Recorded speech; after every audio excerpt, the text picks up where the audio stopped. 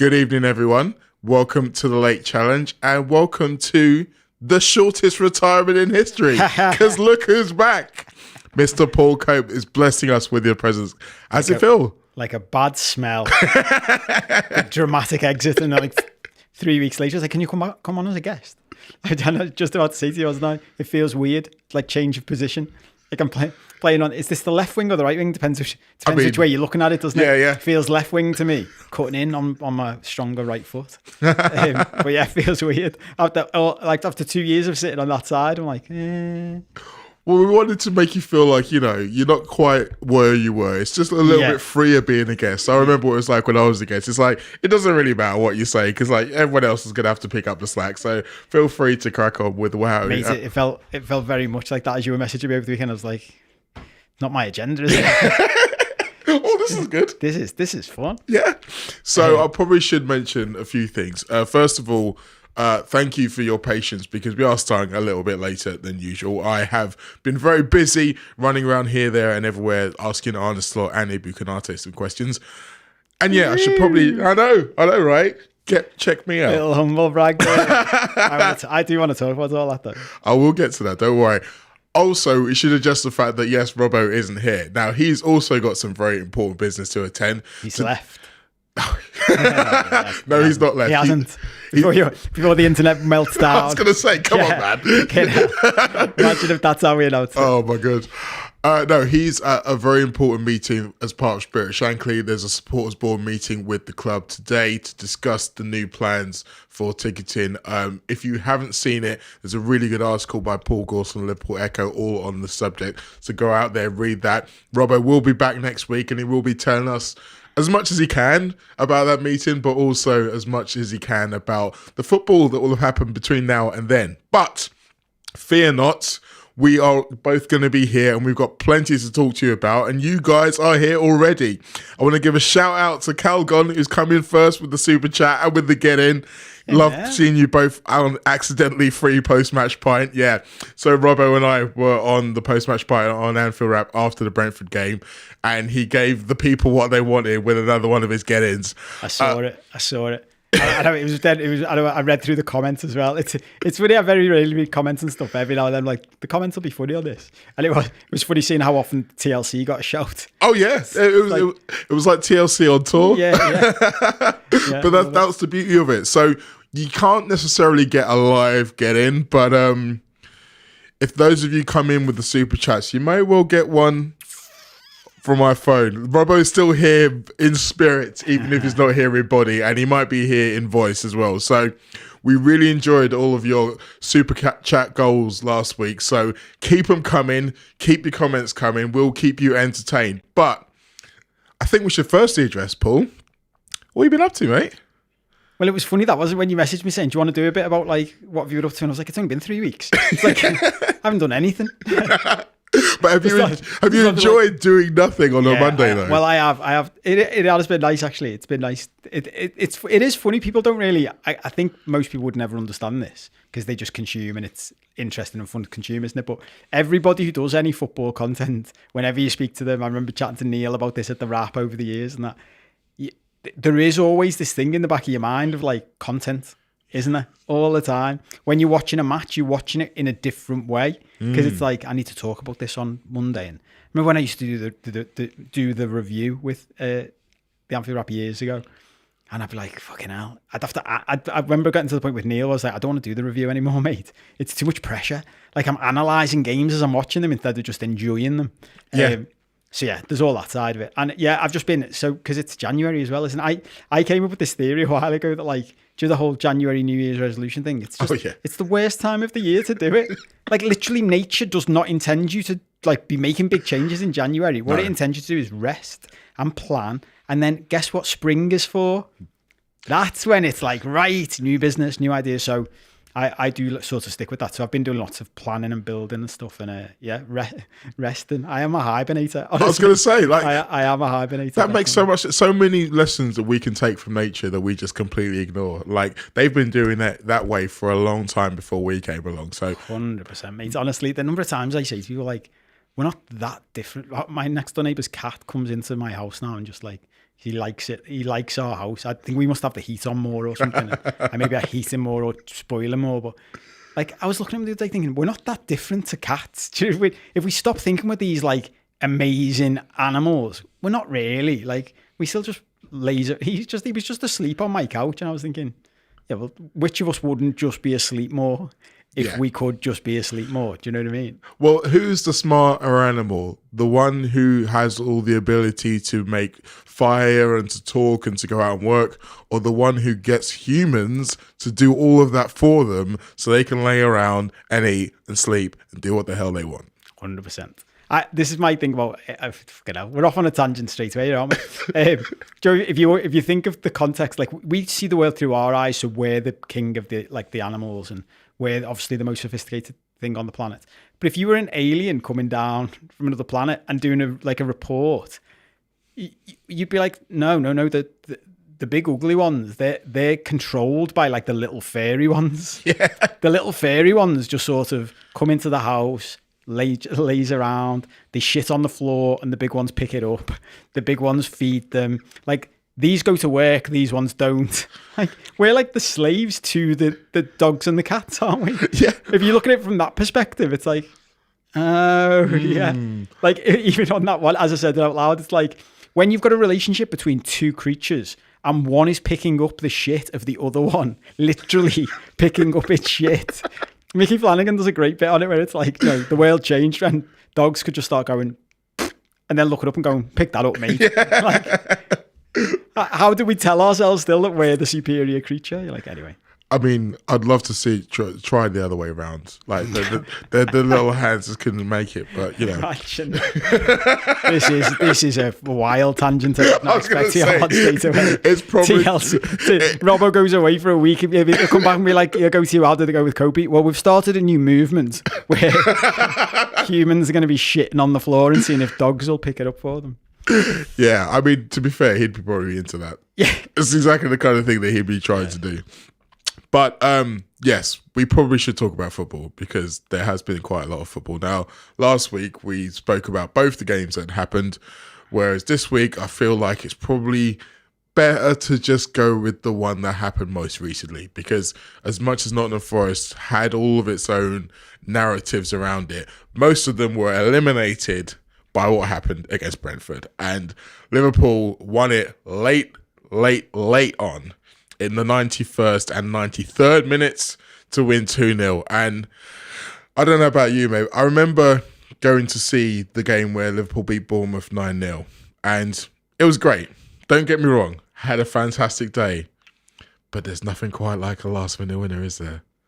It's funny that's the one that sticks in your head. The one that always sticks in my head is under Brendan Rodgers when we beat Arsenal 5-1 at Anfield. And we were like 4-0 up after half an hour or something. Yeah.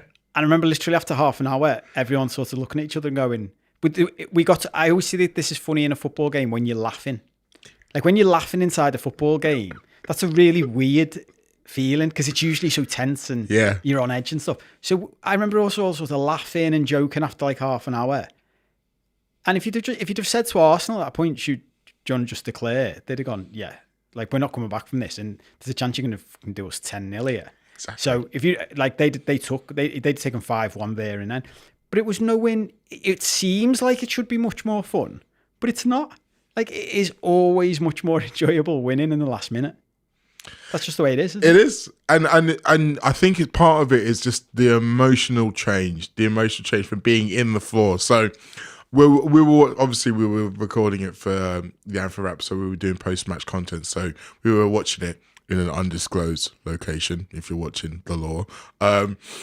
And we were all there, and we were getting more and more frustrated. People were kind of like throwing things to the floor and thinking, tutting and sighing and thinking, more drop points. Maybe we aren't as good as we thought we were. Maybe the mini slump is turning into a proper slump. And then, boom, explosion, ecstasy, all of the hits. It's just... And you talk about you don't get what you deserve a lot of the time in football. And I think Liverpool did enough to win that game, even if it took the 36th and 37th shots to do it. The fact is, I don't think anyone's ever had 37 shots away from home in the Premier League before, so you can say that they did enough to win. Yeah, 100%. And it's funny, isn't it? Because I said this before I left. Like I love Slot. I think he's brilliant, and the way he handles the media and stuff. And he was saying post match, wasn't he? Like he talked maybe more than any other coach I've seen talk about this. Like we're obsessed with the result. So, and we all know that, we're all aware of it. Like the narrative is driven by the actual score on the board at the end of the game.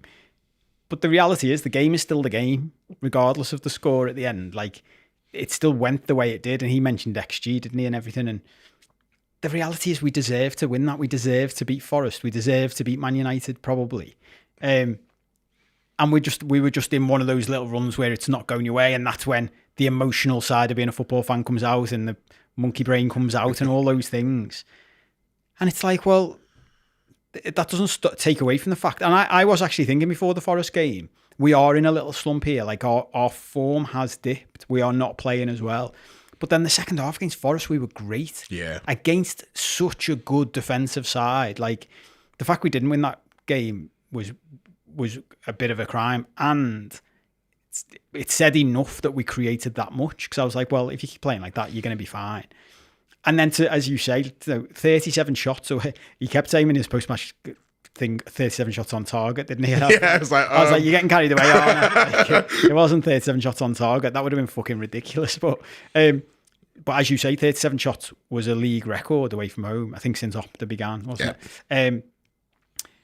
So, of course, like if you were clearly the dominant team in a game if you're having 37 shots. And we can get into the quality of those shots and creating chances and stuff like that. But at the end of the day, you deserve to win that game. Full stop.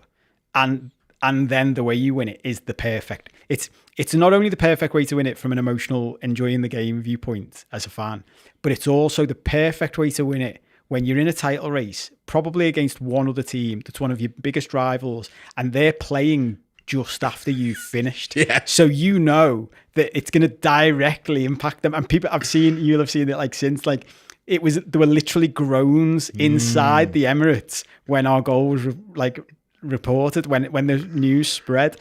That has an impact. Yeah. Both on their fans and on their players. That they're thinking, they're going into a game thinking, fucking hell, if we win here, we're 2 points behind. And then news comes through that we've won. Like, we know we've talked about this so often, haven't we? Like, my whole young adult and child, like pretty much child life, well, mainly young adult life, was dominated by watching Man United win games in the last minute to win loads of stuff. The number of times my mum would go to me, see United are getting beat. And I'd be like, how long's left? And she'd be like, 20 minutes. I'd be like, I'm not asked.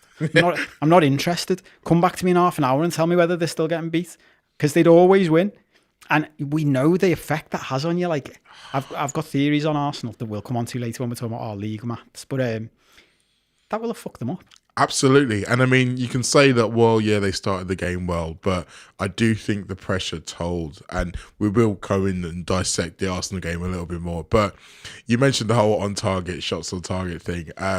As it turned out, before the goals, the 35 shots on goal had only produced 6 on target, which is not a lot. Yeah. And there was that sense that Liverpool were having to struggle, were having to fight really hard. And if you think that this was a team that only 2 weeks ago was putting 6 past Spurs, putting 5 past West Ham, making goal scoring look easy, it just goes to show you over the course of a long season how quickly it can go from everything's great to, oh my God, what are we going to do? Where's our next goal coming from? I will also go on to talk about Everton in that context. But Diogo Jota, the man who did get the goal against Nottingham Forest, managed to injure himself again. We heard today, I literally heard from Arne Slot a matter of minutes ago, that he's going to be out for weeks, plural, rather than days, which is what we were hoping for. It's a massive blow, however you dress it up. We know how he fits in within the forward line, as he's the guy who can come in, get a goal out of anywhere. You know, you need a moment, he's your guy. and we aren't going to have him for this key period. I almost asked Slot, like, how are you feeling frustrated with the situation? Because if you look at it, there really isn't any more Liverpool could have done to kind of protect him. Like, he came back, they gave him lots of substitute appearances. He had, 2 starts, one for an hour, one for 70 minutes against Spurs and against Accrington. And then he got injured again. And it's like, no player wants to be injured. No player goes out there to try to get injured. But when it keeps happening, there comes a point when you think, I can't rely on you anymore. Yeah, I've been talking about this for a while now, and I've cemented it in my mind now. Like, I always think of it from the perspective of owning a football club or just running a football club. And I said this ages ago about we need to get to a place where your priority when you're signing a player is fitness. Like, how often are they available for a game? Because literally nothing else matters if that isn't at a good level. No. And we've seen it so many times over the years that I've got to a point now where I love Jota as everyone does, but I'd probably sell him. And I haven't thought about that until I just started saying the sentence now, because I only want footballers in our squad who are available 90% of the time at least, because otherwise we have been in this loop so often with so many players over the years. It's a waste of time. You just spend your life going, when are they going to be back? When are they going to be back? We'll be all right when they're back. How do we get them back? And then, because it's always that thing as well of, it's not just, it was funny because I listened to that press conference on just before I came over, and he delivered the weeks, not months thing as like a good news, didn't he? Yeah. Because he was talking about him and Gomez. He was like, yeah, it'll be weeks, not months. As if like we were all expecting it to be, oh my God, is it a month's injury? You obviously had the same reaction as me, which is, oh, fuck, I thought he was going to be out for like a few days. Yeah. I thought it was a week. I thought he tweaked something. So when it's like, oh no, it's weeks again, you're like, okay, but that's, like you've just said, that's weeks until he's back training. That's not weeks until he's back starting games for Liverpool. We've seen this time how he came back weeks ago, didn't he? Yeah. Fitness-wise, training-wise. And then it was 10-minute appearance here, 20-minute appearance there. And as you say, now as soon as he's playing again, he's injured again. And I have just got to the point with footballers generally where I'm like, it's just pointless. Like, because, and I remember I've said this before, but it's worth repeating. One of my mates said to me a long time ago, because I think we were talking about Daniel Sturridge at the time, and I was like, yeah, but still a great squad player to have. And he went, no, even worse as a squad player. And I was like, why? And he went, the whole point of your squad players is they are available when you need them. He said, if you've got a squad player that is always injured and you can't rely on him being there when your first team player gets injured, what's the point? Yeah. They need to be even more reliable than everybody else. And I was like, oh, yeah. Makes a good point. It's a really good point. And I mean, if you think about someone like Origi, like that kind of Superman, throw off this cape, come in and save the day. Like, imagine if he was somebody who was injured all the time, then so much of Liverpool's different recent history would be completely different. Yeah. I want to give a shout out. We've had a couple of super chats. First of all, Andy Clark. Thank you very much, Andy. Good to see you. And we've had another one here from the Grim Sleeper. Good to see Kopi again. Split this between TLC expenses and cat food. Quite a few people have enjoyed our cat chat, which I'm pleased to say. Nice to see a little bit of a tangent. There are always going to be tangents on this show. You know what you're going to get. We're 103 shows in. We ain't changing at this stage. But yes, talking about Jota, talking about the fact that he wasn't there, obviously means that there was a space for someone else to be the hero. And who else could it be than the man who just cannot keep himself out of our conversations? Honestly, I don't know how it's gone with you and your friends, but I've basically had 2 or 3 weeks where Darwin Nunez has been dominating conversation day in, day out. I've actually left a couple of chats and I'm thinking about leaving another one. You know who you are. Because I just got sick of it. Honestly, I just got, and there was one where he was suspended for a game and yet people were still talking about it. And I'm like, can we not just park this just for one day? Like he doesn't have anything to do with this. However, on Saturday, he delivered. And I saw there was a stat from Michael Reed who said that he's actually now done that more than anyone else in the history of the Premier League. No player in Premier League history has scored more 90th minute winners away from home than Darwin Nunez. No one in history of the Premier League. But that's still 30 years. Yeah. It is funny, isn't it? And because we all do this, especially the older ones amongst us, like when it's like, oh, it's only the Premier League. You're like, the Premier League is like, it's a great point. It's still 30 years of football. It's not like it's nothing. No. It's not like the Premier League only started a couple of years ago. But it's mad, isn't it? Like, whenever stats like that come up, I do always think about stats like that. Who's counting this shit? And who's waiting? So is there an alert somewhere that like goes off when it's like, oh, this is, or is someone just waiting for, I don't know. But anyway, when I see things like that, I'm like, isn't it mad that no one, like in Premier League history, 3 gets the record for a 90th minute winner? Yeah. That's mad, isn't it? But still, let's not take anything away from Darwin Nunez because, again, this will come up in it for the rest of the conversation. Think of who else is in that bracket who haven't scored 90th minute winners for us, and he's got 3 of them now. And it's not like, you know, I saw someone saying this, it might have been Dan Austin on the Wrap, just a clip on the Wrap today, that his highlight reel already. Like, if you think about what are you in footy for, you're basically in it for a highlight reel, aren't you, at the end of the day? Like, none of us are going to remember 90 minutes of football every game we watched. There's that famous one, isn't there, of like the Kenny Dalglish thing when he was on Sky or something, they showed him like his highlights reel. And they're like, do you remember all those goals, Kenny? He said, yeah, of course I do. They're the only ones they ever show. Which is true, isn't it? Like, we've all seen the same. We all know the same Kenny Dalglish goals. It was funny, you know, rest in peace to Dennis Law and that. But when they showed his highlights reel, it's like, yeah, I've seen all those goals before, and I'm not a Man United fan. No, that's the Dennis Law highlights reel. Darwin Nunez has got a fucking good highlight reel already, hasn't he? So which I mean, does bode well if you do want to move him on, because that's what you show people. Look at what you might buy. Exactly. But yeah, I think it's interesting, isn't it? Because look, there's a reason why he splits opinion. There's a reason why people have been frustrated with him. He can be a frustrating watch. Even in the game in which he was clearly the hero, he could have got himself sent off twice. Like, he obviously gets the yellow card for taking his shirt off to celebrate the first one. Then he nearly goes into the crowd after the second one, and Robo has to pull him back out. And then he dives in on one of the Brentford players, does his ankle. The ref seems to believe that he got the ball, so he got away with it. And it's just like, you saw Arne Slot's face after that tackle, and he's just a bit like...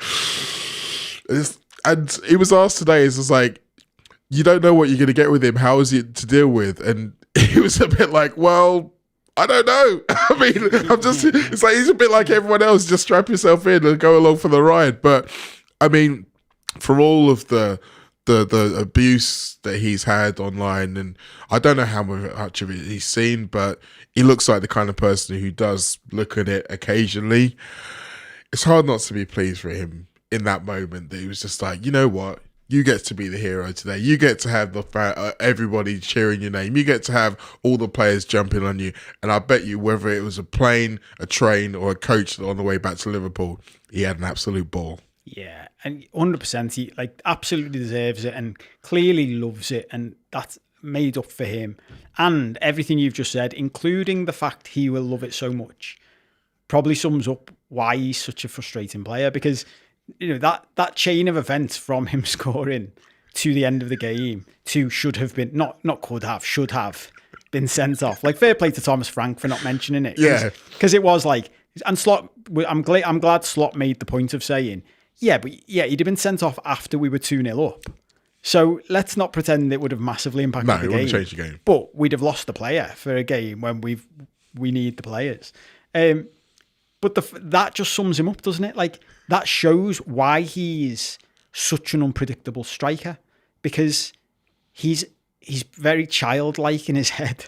So you go back to that goal last year he scored, which was that against Brentford? The one where he chips the ridiculous chip. Yeah. And like, we talked about it at the time, an unbelievable goal scorer in Michael Owen was like, yes, what an unbelievable goal. But that sums up why he doesn't score enough goals. Because the fact that that's even crossing his mind as an option shows that that's not reliable. No. It's not a reliable way to score 30 goals a season. And that's what... Nunez has got one of those heads, like, you can imagine. You're like, you go inside Homer Simpson's head in The Simpsons, and it's just your birds flying around and a fella, like, banging drums and stuff. Yeah. That's... Nunez's head is like that. You can tell he's just... Even, like... The possible second booking for the celebration for the second goal, you can sort of see, yeah, well, that can just happen. You've scored a goal, your adrenaline's up and stuff. Yeah. The diving in on the tackle one, I'm like, and you can see that's the bit where Slot's like, what the fuck? Why? We're winning 2-0. Yeah. We're winning 2-0, mate. You don't need to do that. And it was literally in their 6-yard box. It wasn't like he was thinking, oh, they're about to score, so I need to kind of dive in there. It was miles away from our goal. Like, I don't, like you say, I don't know what goes through his head. I think he would be like an athletic version of Homer Simpson. If they ever decided to do that, that would be him down to a T. But what it does prove, and it's funny, you can say he was good in that moment. If you think about, we'd had Luis Diaz up front early on in the game, and his game, he's a good forward, but the instincts to know when to be in the centre of the goal, it still doesn't come natural to Diaz. Whereas for Nunez, even though he'd missed a couple even before he got his first one, he was there to miss him. He knew where he needed to be. He was there ready. And you saw the difference in the confidence after he got the first one. Because the second one, Harvey plays the ball. It's going to Salah. And he's just like, nah, mate, this one's mine. Pushes Salah out of the way, takes the ball, lashes it into the back of the net. And if you can harness that, like, we mentioned the fact that Jota's not going to be around. And we've seen over the course, we are in January, transfer window is open. And we've seen that there have been rumours of big money bids from Saudi, AC Milan have been interested. And the reality is, it does still look like this season is probably going to be his last season in a Liverpool shirt. But in those moments, we saw why it's worth keeping him to the summer rather than getting rid of him now and getting any kind of money for it. Yeah. Well, I'm intrigued to hear I know what you think, but intrigued to hear what your mates in those groups think.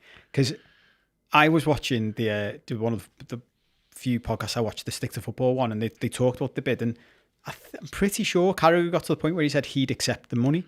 And I was like, I can't believe any Liverpool fan on the planet, considering how desperate we are to sign players and have been for our entire adult lives. Like, all we ever want is more players. That anybody would consider selling any of our players who are first team, in the first team squad, first team regulars. He's a first team regular. So why would anyone consider selling any of them when we're trying to win a league and a Champions League? Fuck that. I don't care how much you can get for him right now. If someone came in and said, we'll give you 200 million for Darwin Nunez now, I'd be like, can we go and buy Isaac straight away? Because if we can do that deal, yes, I'm in. But I'm guessing we're not going to do any deal where there's an in of the player we want in January. So on that basis, we'll just keep the player we've got, thanks. He's just scored fucking winners for us. Like, is that not proof enough? Like, he still scores goals. You mentioned, I think you talked about it on last week's show, that, like, he scored a lot of goals. Yeah. Like, there's this myth that, like, and I've thought about this a bit, and we've talked about it in the past, that, like, why is there so much chat about him and stuff, considering he does score a lot of goals still, to a certain degree. This season maybe not as much, and I think it's just like the high profile nature of him, the way he plays football, the games in which he's missed chances, some of the types of chances he's missed, like that just garners more attention. I was thinking about it before, like, which is a bit of a mad comparison to make, but I always remember Lucas Leiva always got loads of stick because it was like he was always in the wrong place at the wrong time. Because I always remember one, I think it was against Wigan, and he gave away a penalty, and it was because whoever was playing right back that day, and I can't remember who it was out of position, and Lucas Leiva ran 80 yards to get back to try and cover for the right back who was out of position, mistimed his tackle by like a split second and gave away a pen, and that made everyone go, see, Lucas is shit. And I'm like, Lucas could have just stood 80 yards away, been nowhere near the scene of the crime, and no one would have mentioned it was anything to do with him. But he's getting the blame because he's constantly there and he's constantly trying to make an impact on the game. So yeah, I think it's wild that anyone would sell him right now. And on the point I've just made, like, if someone's going to give you 50 to 70 million for Darwin Nunez in the summer, and he will go to that club and we can sell him for that, fuck me. Like, I know I've just mentioned him, but when you're talking about 150 million for Isaac, well, if you can get 70 for Nunez, like Nunez plus 80 for Isaac, all of a sudden sounds like a fucking good deal, doesn't it? So for me, come the summer, I think it's time for him to go. I am still a bit surprised and disappointed, because I thought coming into the summer, there was a really good chance that the incoming manager would improve Nunez. And the fact that Slot has improved so many players and hasn't been able to solve this conundrum tells me I think it's an unsolvable problem. Do you know what I mean? Yeah, I just think that there's certain elements to being a Liverpool player that don't suit him. But I can quite easily see a world where he goes to another team in another league and does really well. Yeah. And I do think that there will be a market for him still. I think that there's plenty of clubs in the Premier League who are looking for a forward.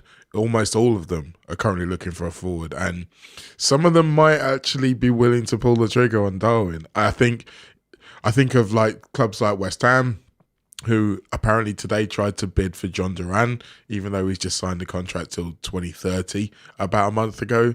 So I'm not quite sure what their strategy is there, but you can see a world where maybe there's a little bit less pressure. He's not necessarily fighting at the top of the Premier League and the Champions League.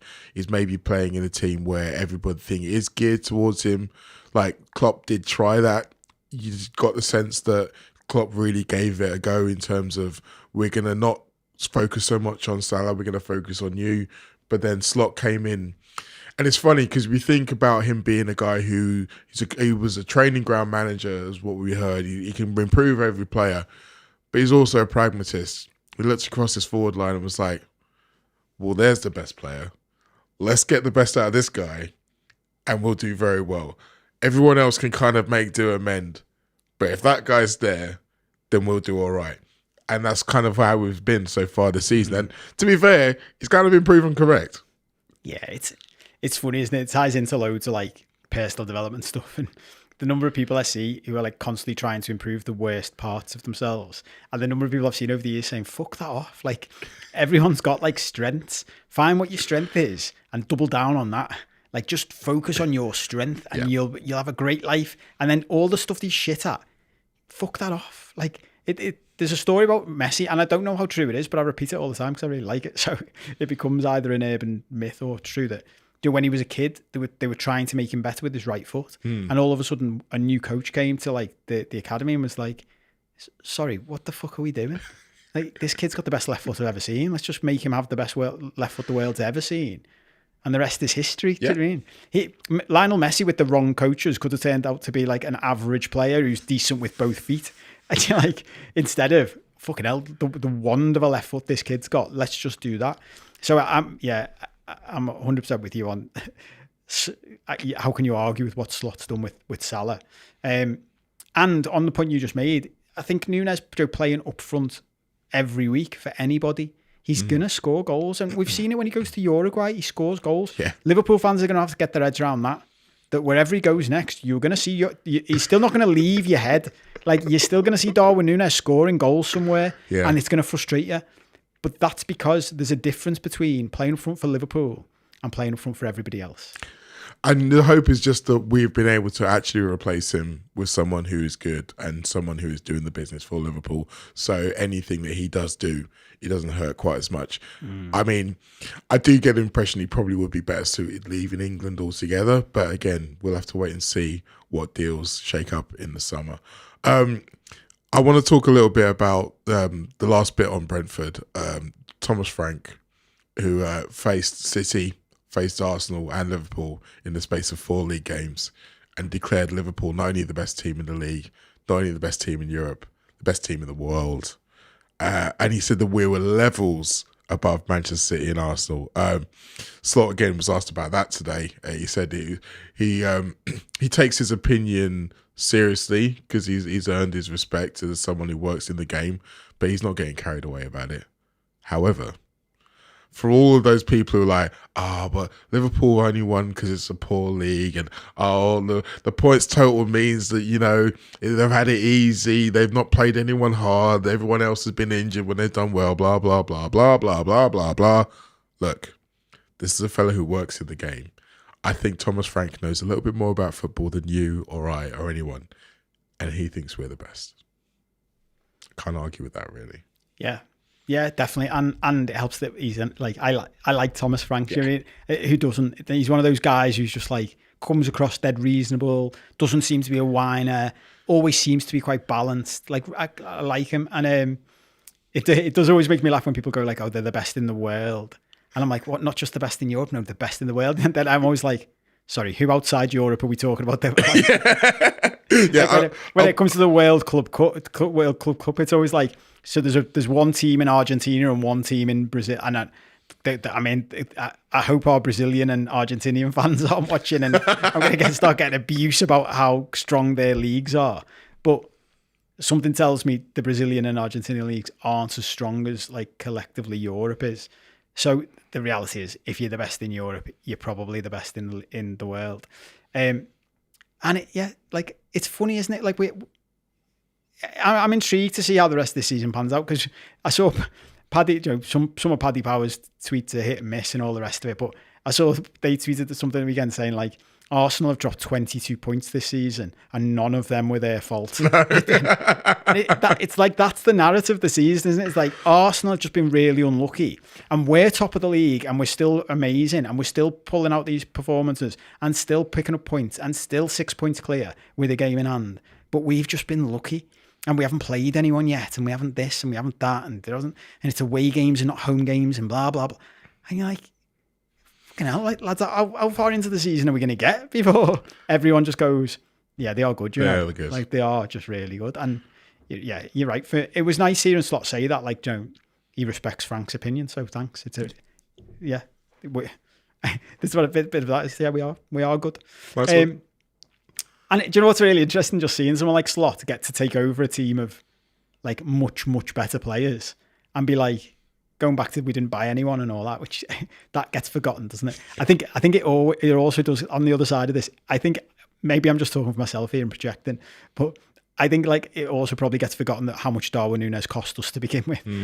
We sometimes talk about Darwin Nunez like he is Divock Origi. Do you know what I mean? Like, or he's like Jayden Danns. He's a plucky up and coming player and that. And you're like, no, he was a lot of fucking money. He should be better than he is for that money. But going back to Slot, like he's going back to when he took over and he was just like, nah, these are boss, you know. Yeah. These are all boss footballers, you know. Watch what I can do with these. And even when someone asked him in that press conference before, I think, or might have been the one before that, I think it was today's, about the midfield and does he need to be careful with Gravenberch and stuff. Yeah, that was. And he just rattled through the other midfielders and was like, "Nah, we're sound, you know, like they're all boss. You can do this. You can do that." And it's like you might think that I only believe that this guy can do this job because he's the one who's been doing the job the most often. But you wait and see. If he's not there, I'll put someone else in there. I'll get them working too. And I love the fact that that's the attitude he takes. He's like, I can work with these, and yet, don't be surprised if we get to the summer and suddenly, oh wait, he's up for sale. He's up for sale. He's up for sale. Once he gets his feet under the table and is like, okay, now we're doing things my way. But anyway, you mentioned Arsenal. You mentioned woe is Arsenal. So let's kind of have some fun with woe is Arsenal for a bit. They were 2-0 up in that game against Aston Villa and cruising. Looked like they put all of the disappointment of watching us go out there and win late behind them. Just before the hour mark, 2-0, 68 minutes, it's 2-2. And suddenly their world is collapsing. They end up throwing away the 2 points. The first time in 46 attempts that a 2-0 lead at home did not end in an Arsenal victory. And you think about psychology, you think about the fact that they already know that they have to be almost perfect to catch us. Every time that they aren't perfect, it feels like it hits them twice, because it's like, it's not just the moment of thinking, oh, we should have won that. It's the fact that, okay, they're either further off down the road or we've got one less chance to catch them. Yeah, it's Well, I first did the title. I love when you're starting to do maths around football. It's always you're only ever doing maths around football when it's in being a Liverpool fan. I'm guessing Evertonians do it at the other end of the spectrum. Like they're doing maths when it's like, well, how many points do you need to stay up here? But we all start doing maths when it's like, can we win this league? Fucking hell! And I first did them a few weeks ago. And I've been keeping an eye on it since, and did it again to send you the other day, and then saw someone else had done it on Twitter with some more stuff. And I was already looking at it thinking, this is mad, because everyone's sort of talking as though, going back to what we were saying before about, Arsenal have been unlucky and we've just been lucky. Everyone's been talking like there's like a foregone conclusion. I saw Carragher again talking about it the other day about when they got knocked out the FA Cup. I was made up they got knocked out the FA Cup because I was like, well, it's one fewer good team for us to beat to win the FA Cup. And I'm not that arsed that they'll have a weekend off whenever that round is, because I just don't think they're that good this year. There's almost this assumption that they're going to go on this unbelievable run, which is what Carragher said. They went on this run last year and they won like 18 out of 20 games or something. I'm not sure what signs anybody else is seeing that tells them Arsenal are capable of going on that run again. I was actually looking at it before, thinking, I actually did some maths on City, thinking how far behind are City, to be honest, and I realised that, so if City win every one of their games they've got left, they can get to 86 points. And I was like, oh, that comforted me. So, because we only need to win, I think we need to win 13 and draw 1 to get to 90. If we win 13 games and draw 1 and get to 90 points, the league is guaranteed. Yeah. Which is not that, that's not huge. That's less points per game than we've done to this point, slightly. Yeah, exactly. So we can drop slightly and still hit 90 points. As you just said, for Arsenal to hit 90 points now, they have to win every game, basically. And that includes coming to Anfield and winning. And if you look at their fixture list to the end of the season, you can pick out 3 or 4 away games where, on current form, they are not going to win those games. And of course, football is football, and touch and wood and all of that. And is there a world in which Arsenal win every one of the games they've got left? Yes, there is a world in which that happens. Do I think that's likely? No. And I was getting to the point where it's like, and it was funny when I saw that tweet that you've put up here.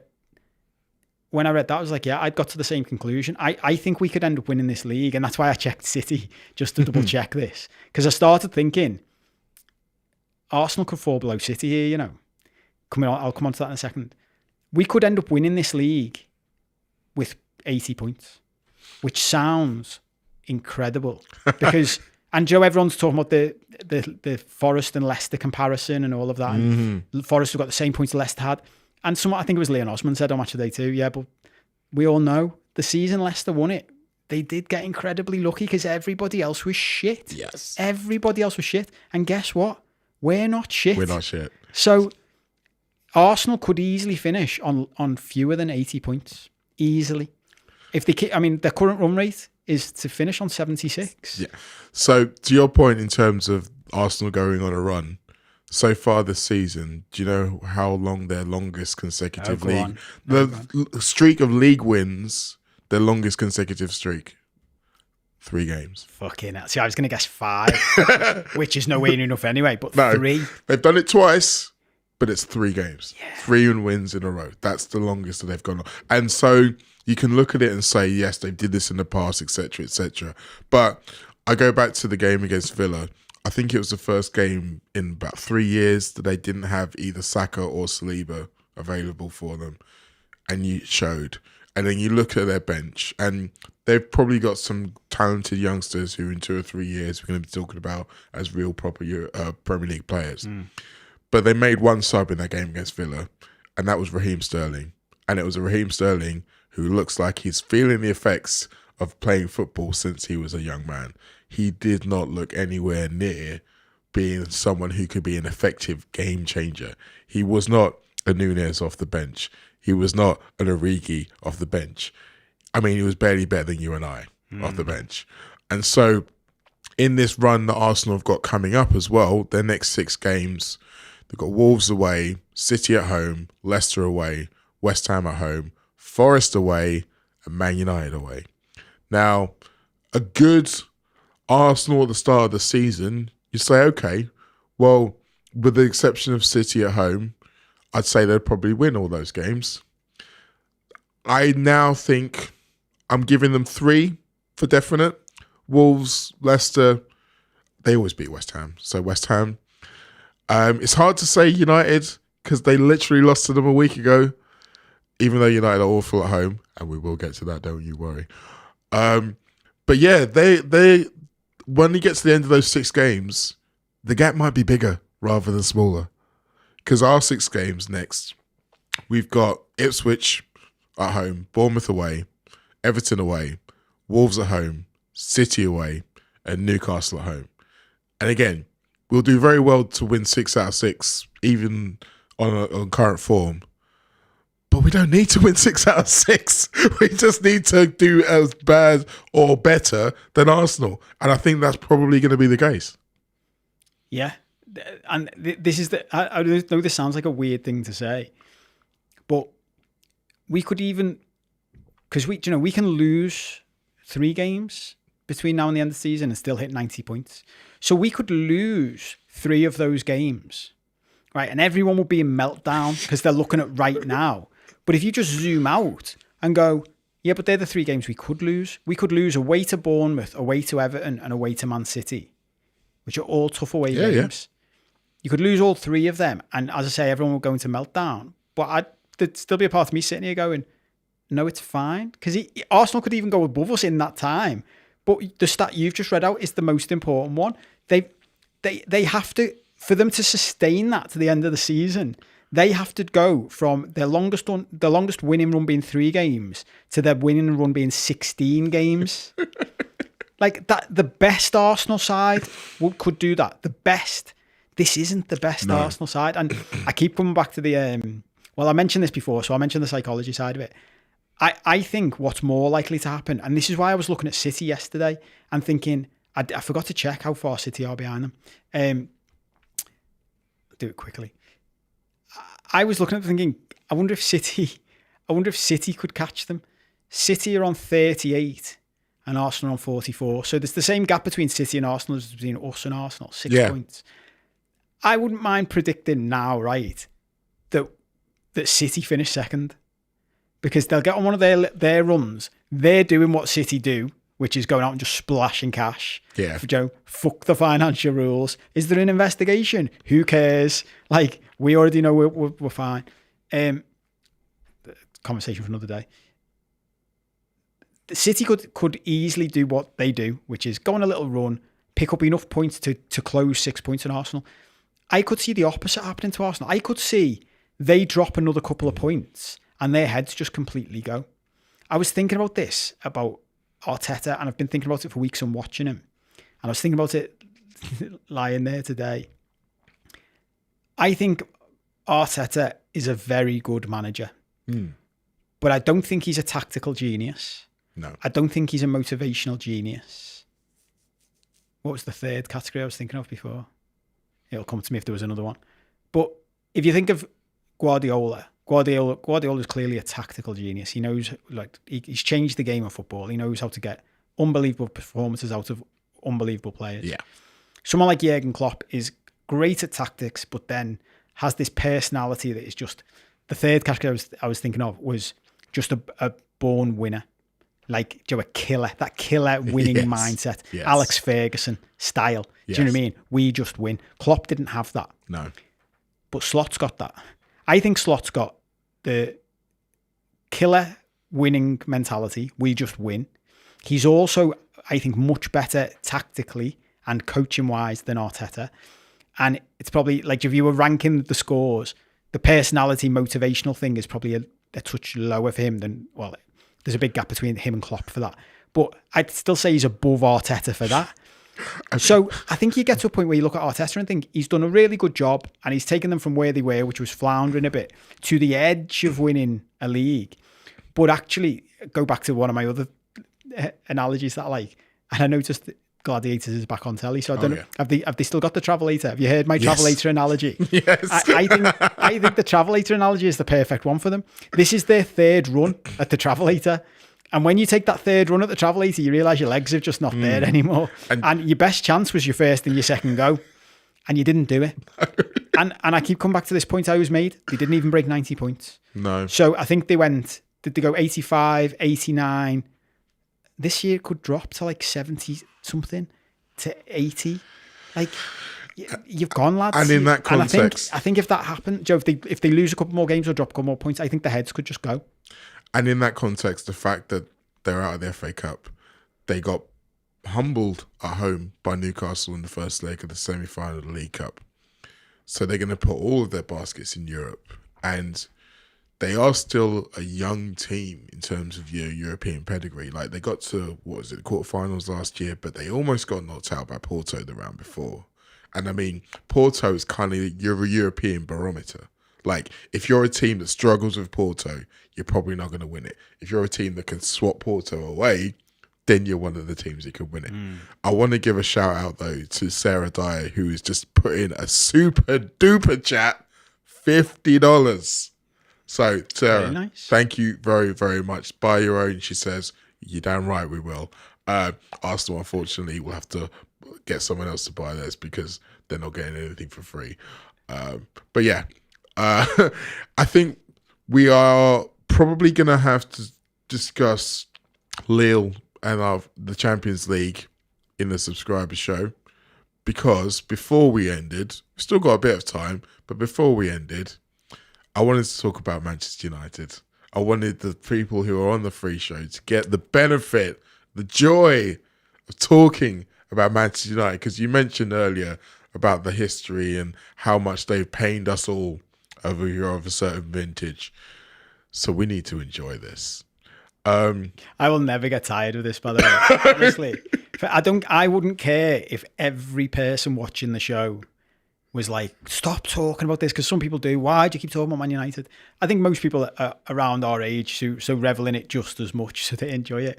I wouldn't stop reveling in this for anything. Like, that's how much they damaged my life. Yes. Growing up. It is the gift that keeps on giving in so many glorious ways. Like the we're back. Oh no. No. No.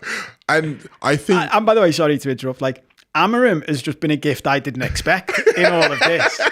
Because I think he's great. And like, great personality, great. But to have an outsider just come in and be like, these are shit. And you know it. And I think that to be able to be so bold and to say, no, I'm not just saying this for effect. Like, look at the table. We aren't very good. And one of the other things that struck me about him is that when they played at Anfield and they got the point and everyone was raving about them and saying, you know, this is the bar, this is the Manchester United that we want to see. This is the one that's going to take them out of this slump, blah, blah, blah. He was livid after that game. I was watching him in the press conference. He was livid because he was like, you can get up for these. You can get up for the big games. You can get up for your Arsenals away. But it's not about the Arsenals away. It's not about the Liverpool away. It's about the Southamptons at home. It's about the Brightons at home. It's about the Bournemouths at home. And 4 losses in their last 5 home games. And the 5th one, they were losing at home to the bottom team Southampton, who to this point have won 1 game in the league all season. And it took a hat-trick from literally their only player, Amad Diallo, in the last 10 minutes to win that game. But you look at the game against Brighton and they kind of got out of jail a little bit. They went behind, they got the penalty, they got back to 1-1, and you think, okay, well, let's see, what's your attitude like? What's your mettle like? Because Brighton are a good side, but they have been up and down in their own form. But the way they just bent over. I mean, the mistake that Onana makes for Ruter's goal is funny, but it wasn't just about the mistakes, the obvious calamitous bits. They just never looked like getting back into that game. They never felt like we are going to assert our dominance over this team, because they don't have dominance. They are 13th in the league table, 10 points off the relegation places, which is funny enough. But the one for me is they're 10 points off 8th. 8th. Not even 6th. Not even 4th. 8th. They are literally a bottom half of the table team. And we'll get to May. And even if they have a little bit of a revival, the chances are they're still going to be a bottom half of the table team. Yeah. And like, I mean, we could get carried away with ourselves here, but because they've done it, and I'd love Dan Ashworth to give an interview. I'm sure he's got the most tightly drafted like confidentiality clause there's ever been in a contract. But I'd love to hear what he's got to say, because I can imagine he's with his mates going, I fucking told them. Like, you can't just switch to a manager who plays a back three without the squad for the back three. It's going to fuck up everything even more. And I heard someone else say, I think it was Robbie Savage and Chris Sutton on their show, Joe, a clip on Twitter saying, Ralph Ragnick told them this. He told them and they just didn't want to hear it. And they didn't want to hear it because it would have taken a lot of pain. And instead, they've carried on spunking shit loads of money on shit players and terrible managers. And just to get to this point, like, where I was going to go, my brain's all over the place with how excited I am with this. I'm like, giddy. The point is, they could very much finish as a bottom half the table team, as you said. But then, what are they going to do in the summer that's going to drastically change it round? They've all answered their own question. They came to Anfield, put in that performance out of nowhere, and as Slot said, you know, these players are better than you all think. Because if you look at it on paper, how much did that team cost to assemble? These are a lot of them are very good players. They put in that performance, the heart, the fight, the determination. They went to Arsenal. They did it again on the back foot with 10 men. Fair play to them. And they all came out afterwards, Amarim, Fernandes, Maguire, and they all said, yeah, but we all know that's not the test. The test is Southampton at home. And I didn't realise what was going on with Southampton until my brother-in-law, who's an Arsenal fan, messaged me saying, United are funny though, aren't they?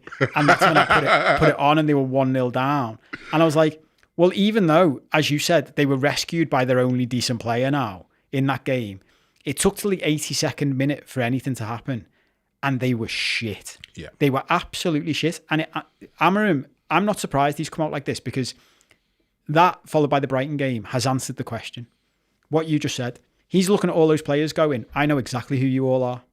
I know exactly who you all are. You'll get up for the Liverpool game. You'll get up for the Arsenal game. But you don't give a fuck about Southampton and Brighton. And that's not good enough. And there's nothing I can do about that. And that's Where the key. Does that go? There's nothing he can do, because obviously there have been talks about some players being moved out. I mean, it appears that Anthony's going on loan to Real Betis. Rashford obviously has been linked with lots of different clubs. I mean, his delegation of brothers apparently have been going out shopping all around Europe trying to find him somewhere nice, probably somewhere with some nice clubs. But also, you think there's still so much left there that it's not really suited. And there's so much talk about Amarim's system and like, does he need to change it? And this is where the discourse has got to right now. It's like, well, he can't keep playing the system. He's got to change it. It's like, well, no. Like, you guys, this is literally what he was signed for. You knew what he was going to do. It's what he's always done.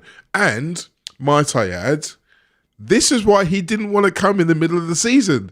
This is exactly why he didn't want to come in the middle of the season, because he knew that he did not have the time or the tools to make the changes necessary to be able to put everything in place and say, okay, you've got 2 months to learn how to do this, or if you can't learn how to do it in those 2 months, I'm going to get rid of you and bring in someone else who can. He can't do that at the moment. So this is probably going to get worse before it gets better. Yeah, and I don't even know whether these words actually came out of my mouth when I was getting excited before, but I don't see how it's dramatically better next season. Because exactly what you just said, I saw the talk about Rashford maybe going to Dortmund now, but apparently the deal is looking difficult. And for all his chat of, I'd never hate Man United and stuff, I tell you what he's not going to do is take a pay cut. So there was talk of them having to subsidise his wages. So we're going to end up with a situation here, possibly, where Man United are like, that the Leeds team that went to those peaks, went to the Champions League, and then years later, they're still subsidising Robbie Fowler's wages when he's playing somewhere else. And all of a sudden, now that we're in the financial fair play era where it looks like it's actually getting some teeth for once, where does that leave you then? Because you've got so many lads on so many big contracts who are all going to go, well, I'll move on, but I'm not taking a pay cut. So I'll leave to go and play for someone else, but you're still paying my wages or you're still subsidising. Casemiro's not going to take a pay cut at his age. The only reason he came was for the contract. So you're going to ship him off. Well, where's he going to go? He still wants his $500,000 a week or whatever he's on. So I honestly struggle to see how there's going to be this magic wand that fixes everything for them. Even with Amarim being a great manager and he could build from scratch and all that. Yeah. Just logistically, like how long it will take to clear out those players and bring in a new raft of players who, based on what we've just been saying, are going to have to be lower paid players because the finances just won't sustain them bringing in more big money people. It's just like, do you know what? It's not just that, is it? Like, you even look at the younger lads they've brought in, like Xerxes, and you look at him and think, what was it in him? When they bought him, I was like, it's mad that I've never heard his name. Do you know what I mean? Like, it's not that I know all of Europeans footballers at the moment, but generally speaking, when you're buying players, you've heard of them or you've seen them somewhere. But if you haven't, like when we bought Szoboszlai, I was like, I've never heard of Szoboszlai. No. And then we saw him and was like, fucking hell, he looks good, doesn't he? Like, fair play with the scouting system. They've brought lads in and you're like, he just looks a bit shit to me. So I did know of Xerxes playing for Bologna, but in a very similar way to Hoyland. In fact, the funniest thing is that they literally did the same thing with Xerxes they did with Hoyland. They saw a guy playing in a different league for a team that isn't expected to do well, and he was exceeding expectations and thought, oh, well, he looks good. We can get him into here. Forgetting the fact that it's such a heavy shirt to wear even when they're doing well. So when you add in all of the negativity around the club, it's so hard for young players to go out there and really show their stuff. And then you look at it and you say, well, okay, so the Euros in the summer, Xerxes was in the Dutch squad. Cody Gakpo, who had been playing as a forward sometimes for Liverpool, they've said to him, no, we think you're better off on the left wing. You stay down the left wing. By the way, very good decision, by the way. Xerxes was on the bench. They were playing often without a striker at all. So Depay, who's kind of like a number 10, not really a striker, or Xavi Simons, they were playing in and around the area. So he was being benched for players who aren't actually strikers.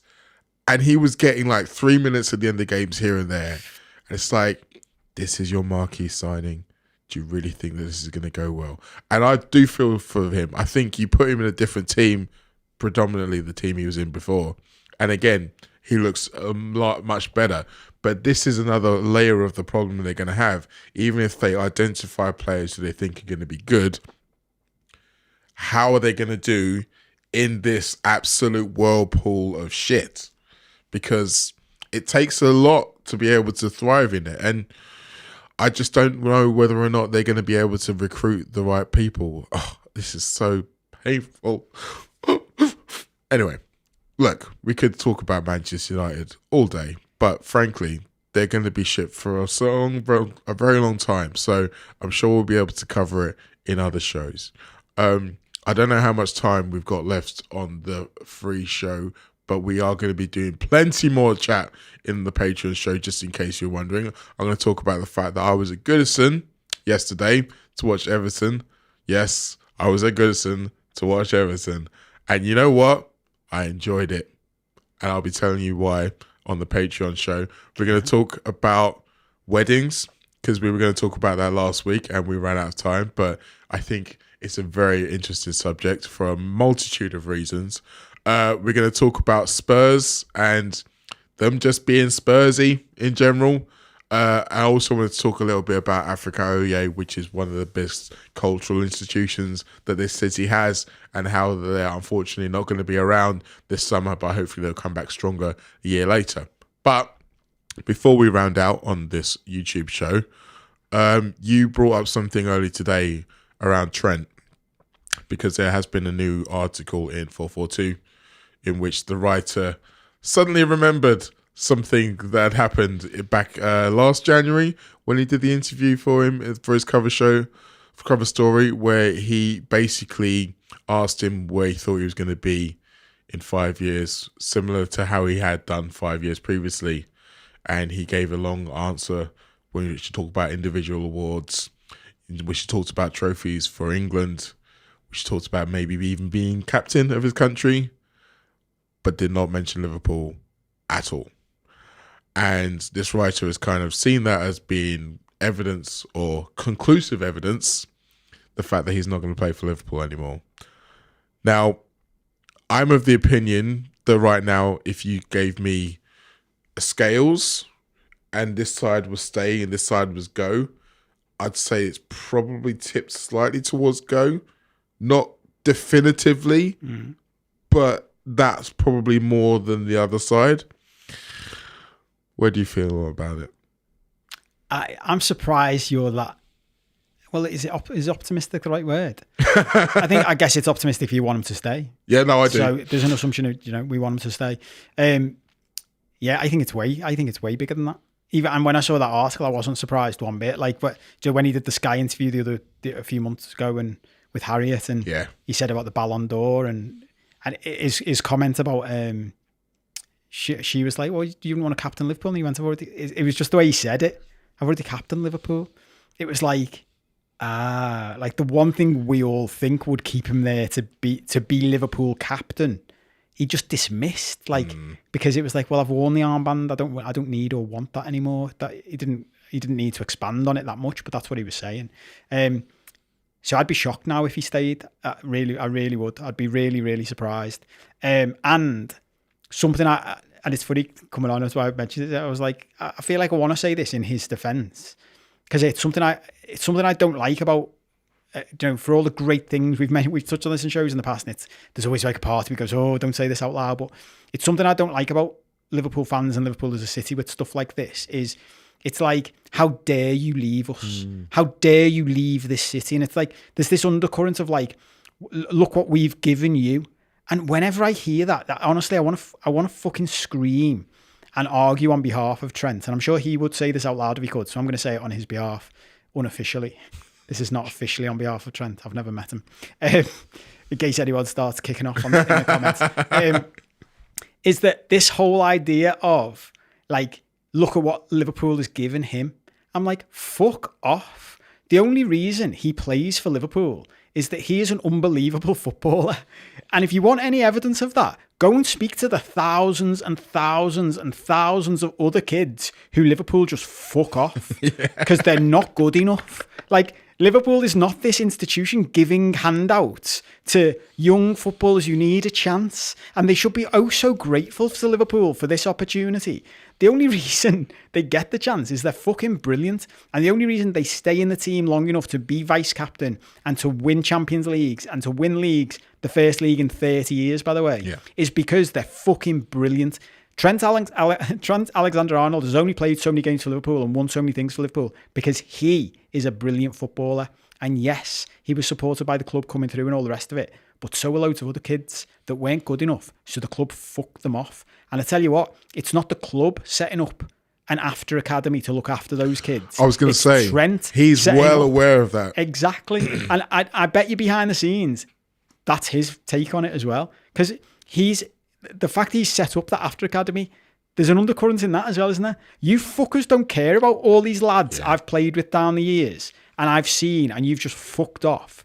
So I reckon this whole like loyalty thing, he'll be like, no, that's just not a thing to me. I've done what I gave you back what you got. Like, what you gave me, I've given back in bucket loads. We've won stuff together. I just want to go and try something else now. And my thing is fair play to him. The other point I've got to make, I know I've mentioned him a lot and I've mentioned him twice already today, but Carragher, I was catching up with an old mate last week and we were laughing about this. When I see Jamie Carragher, and I love Jamie Carragher, and he was a great servant to the club, and he won he was part of my greatest ever night as a Liverpool fan. Nothing will ever beat Istanbul. He was unbelievable that day. He was unbelievable in that team. Love him to bits. And all of this, none of this takes away from that. But when I see Jamie Carragher, like questioning how much like Trent wants to win for Liverpool. Like when he's like, I just can't imagine like if I was Trent, do you know, if I was in that position playing for the best Liverpool team, I just want to win as many trophies as I could for Liverpool. Like, Jamie, you were a fucking Evertonian. Like, you literally switched sides from Everton to Liverpool. I'm fine. Like, we're all right with that. But you were literally an Evertonian to the point where you were in a Liverpool kit at Anfield warming up for a game. You tell a story where your dad's in the fucking crowd and tells you afterwards you can't do that anymore. Yeah. That's how late into your like Liverpool career you were still an Evertonian. Don't fucking question Trent on how much he wants to win trophies for Liverpool Football Club. It's just, I just think loads of it's fucking bollocks. And last point, because I'm talking a lot. I actually do think there's an.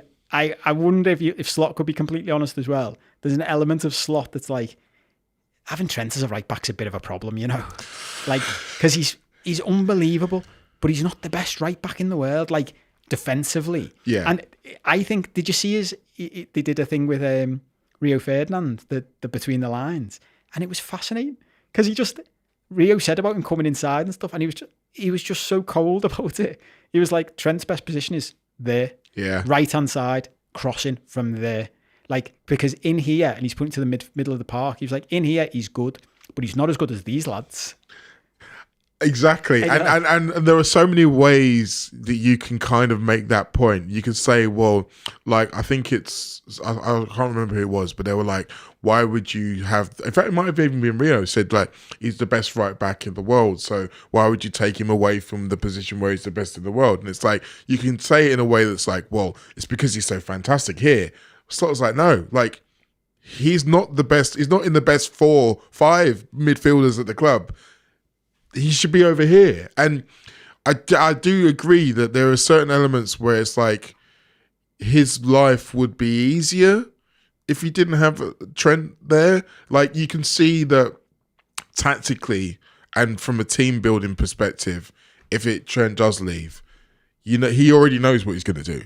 Yeah. And I do think that in the difference between him and Salah and Van Dijk is that with those two, if they were to leave, and God forbid that they don't, there would have to be an instant buy of, okay, this person's going to play in this position.